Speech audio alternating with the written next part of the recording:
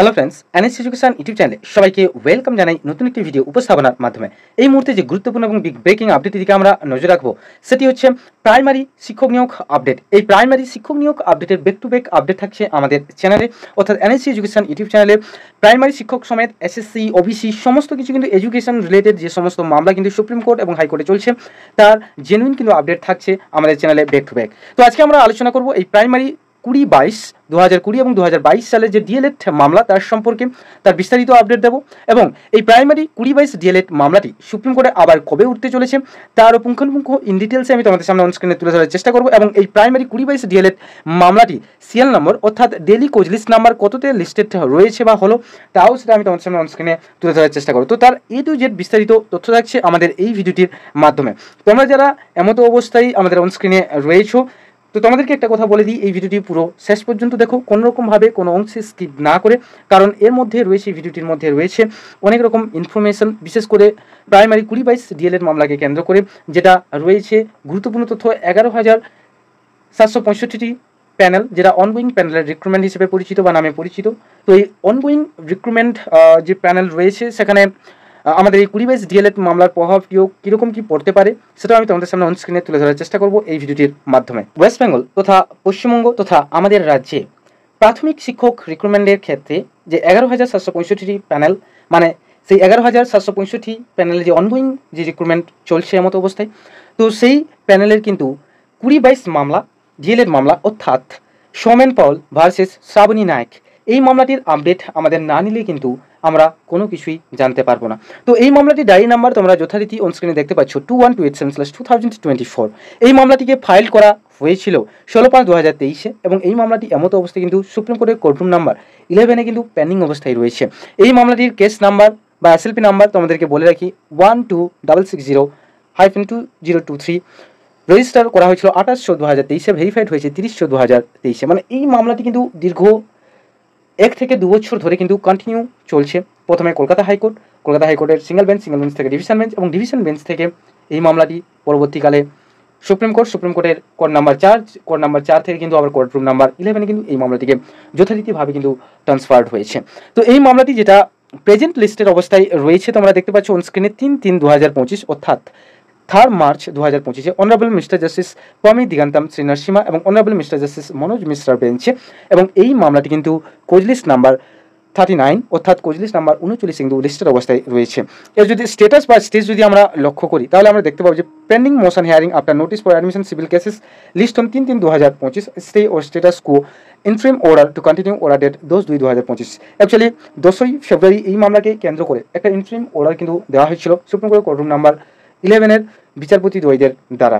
তো এই মামলাটির final hearing যথারীতিভাবে রয়েছে ওই দিন, অর্থাৎ 3 মার্চ 2025, মানে এই সালেরই 3 মার্চ। জাস্ট আর 2 দিনের পরের দিন কিন্তু রয়েছে এই মামলাটির ভাগ্য নির্ধারণ, অর্থাৎ এই মামলার সঙ্গে জড়িত যত সব ক্যান্ডিডেট তাদের কিন্তু ভাগ্য নির্ধারণ হতে চলেছে। কারণ এই মামলাটি সবথেকে গুরুত্বপূর্ণ মামলা, বিশেষ করে 2022 ডিএলএড ক্যান্ডিডেটদের ক্ষেত্রে। তো এই মামলার সম্পর্কে যথারীতি কিন্তু আমরা আপডেট তুলে ধরবো আমাদের স্ক্রিনে, আমাদের এনএস এডুকেশন ইউটিউব চ্যানেলে।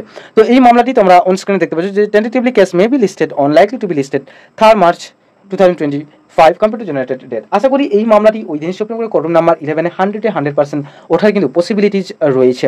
কারণ তোমাদেরকে এই কারণে বলে দিই, পসিবিলিটিস থাকার কারণটি হচ্ছে এই মামলার ডেলি কোচ লিস্ট প্রকাশিত হয়ে গেছে এবং তাছাড়া ডেলি কোচ লিস্টে যে সিরিয়াল নাম্বার সেটাও আমরা তোমাদের সামনে এই মুহূর্তে অন স্ক্রিনে প্রেজেন্ট করবো এবং সেখানে আমরা জেনে নেব এই মামলার সঙ্গে যে কানেক্টেড ম্যাটার্স কতগুলো কি রয়েছে এবং এই মামলাটির ফাইনাল হিয়ারিংয়ের প্রভাব কী থাকবে আমাদের যে অনগোয়িং রিক্রুটমেন্ট, অর্থাৎ প্রাইমারি বা প্রাথমিকের যে অনগোয়িং যে রিক্রুটমেন্ট হচ্ছে 11,765 প্যানেলের মধ্যে। আমরা এই মুহূর্তে রয়েছে সুপ্রিম কোর্ট অফ ইন্ডিয়ার অফিসিয়াল ওয়েবসাইটে যে ডেলি কোচ লিস্ট, সেই ডেলি কোচ লিস্টের লিস্টে রয়েছে। আমরা এই মুহূর্তে অনস্ক্রিনে দেখতে পাচ্ছি যে daily cause list for dated 3/3/2025, মানে 3 মার্চে যে daily cause list courtroom number 11। যেহেতু আমাদের এই মামলাটি সুপ্রিম কোর্টের কোর্টরুম নাম্বার 11 কিন্তু লিস্টের অবস্থায় রয়েছে এবং কারকার বেঞ্চে honourable mister justice Pamidighantam Sri Narasimha এবং honourable mister justice Manoj Mishra বেঞ্চে। এবং আমাদের এই মামলাটি মিসলিনিয়াস হিয়ারিংয়ের মধ্যে ইনক্লুড আছে, তো ফ্রেশলি এবং অ্যাডজন ম্যাটার্সে কিন্তু ইনক্লুড আছে। তো এর মধ্যে আমরা প্রথম যেটা দেখতে পাচ্ছি মিসলিনিয়াস হিয়ারিংয়ের প্রথমে যেটা দেখতে পাচ্ছি যে ট্রান্সফার পিটিশন। একের পর এক যদি আমরা স্ক্রোলিং করি তাহলে আমরা দেখতে পাবো যে তারপরে রয়েছে যে বেল মেটার্স, তোমরা দেখতে পাচ্ছ অন স্ক্রিনে। নেক্সট যদি আমরা স্ক্রোলিং করি তাহলে তোমরা দেখতে পাবে যে orders incomplete matters, IAS, CRLMPS, fresh for admission civil cases রয়েছে। আফটার দ্যাট যদি আমরা স্ক্রোলিং করতে থাকি, স্ক্রোলিং করি, তাহলে স্ক্রোলিং করার পরে আমরা আরও একটা দেখতে পাবো, আরও একটা সেগমেন্ট রয়েছে। তো সেই সেগমেন্টটা যেটা হচ্ছে একের পর এক যদি আমরা স্ক্রোলিং করি, তাহলে তোমরা দেখতে পাচ্ছ এই যে fresh for admission criminal cases. After that এরপরে রয়েছে কিন্তু আমাদের এই যে দেখতে পাচ্ছ অন স্ক্রিনে, যেটা আমি তোমার সামনে অন স্ক্রিনে স্ক্রোলিং করে চলে গেলাম, যে ফ্রেশলি অর অ্যাডশন ম্যাটার্স, যেটা আমাদের এই ফ্রেশলি অর অ্যাডশন ম্যাটার্সে আমাদের এই মামলাটি কিন্তু লিস্টের অবস্থায় রয়েছে। এবং তোমরা যথারীতি আপডেট দেওয়ার সময় তোমাদেরকে বলে গিয়েছিলাম, সুপ্রিম কোর্ট অফিসিয়াল ওয়েবসাইট থেকে তোমাদেরকে দেখিয়েছিলাম যে 39 অর্থাৎ 39 নাম্বার সিরিয়ালে কিন্তু লিস্টেড রয়েছে। তো আমরা একটু জাস্ট স্ক্রোলিং করাবো। এরপরে দেখতে পাচ্ছ যে after notice for admission civil cases যেটা রয়েছে 39, 37, 38, এই যে 39-এ যেটা তোমরা দেখতে পাচ্ছ এই ম্যাটারটি, যেটা আমাদের রয়েছে ইনক্লুড রয়েছে যে after notice for admission or civil cases, এর মধ্যে কিন্তু ইনক্লুড রয়েছে এবং মিসলেনিয়াস হিয়ারিংয়ের আয়তায়।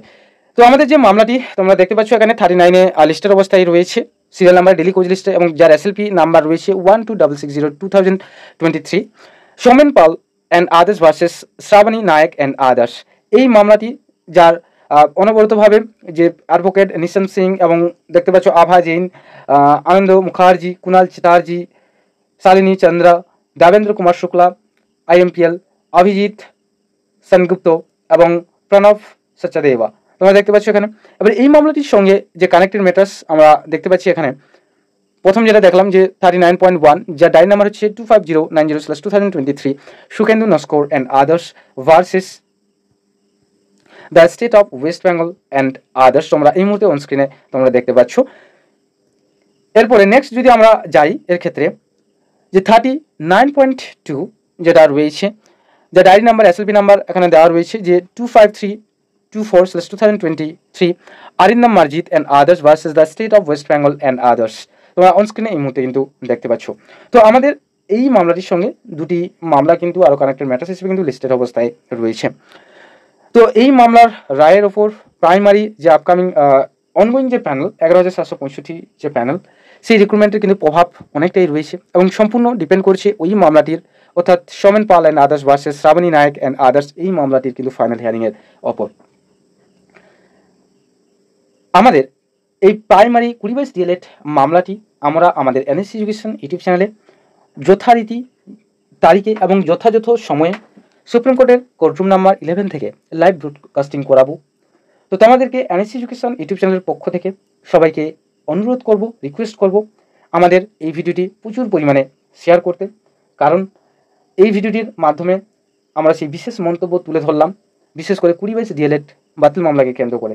এবং ওই দিনই অর্থাৎ 3 মার্চ কিন্তু আমরা এই 20/22 DLED মামলা কিন্তু লাইভ ব্রডকাস্টিং সুপ্রিম কোর্টের কোর্টরুম নাম্বার 11 থেকে কিন্তু করাবো। তোমরা প্রত্যেককে তোমাদের নিজ নিজ ফ্রেন্ড সার্কেলের কাছে আমাদের এই চ্যানেলটিকে, এই ইউটিউব চ্যানেলটিকে শেয়ার করে দিও। আর তোমাদের যদি এই ডকুমেন্টারি ভিডিওটি ভালো লেগে থাকে প্রত্যেকের, তাহলে একটু NSC এডুকেশন ইউটিউব চ্যানেলের তরফ থেকে একটু রিকোয়েস্ট করবো, একটু লাইক করে দিও, কারণ লাইক করতে কোনো রকম টাকা পয়সা কোনো রকম কিছু প্রয়োজন হয় না, কোনো রকমভাবে বেশি সময়েরও অপচয় হয় না। এবং যদি কোনো রকম মন্তব্য থাকে এই মামলাকে কেন্দ্র করে, তাহলে অবশ্যই আমাদের কমেন্ট সেকশনে কমেন্ট করে জানাও। আর যদি তোমরা আমাদের চ্যানেল নতুন হয়ে থাকো, তাহলে অবশ্যই চ্যানেলটিকে সাবস্ক্রাইব করে পাশে থাকা বেল আইকনটিকে প্রেস করে রাখো। সো আজকে এই পর্যন্ত। Thank you for watching and thank you for listening. Have a nice day. Tata, bye bye. পরে দেখা হচ্ছে নতুন একটা এবং জেনুইন একটা আপডেটের সহিত।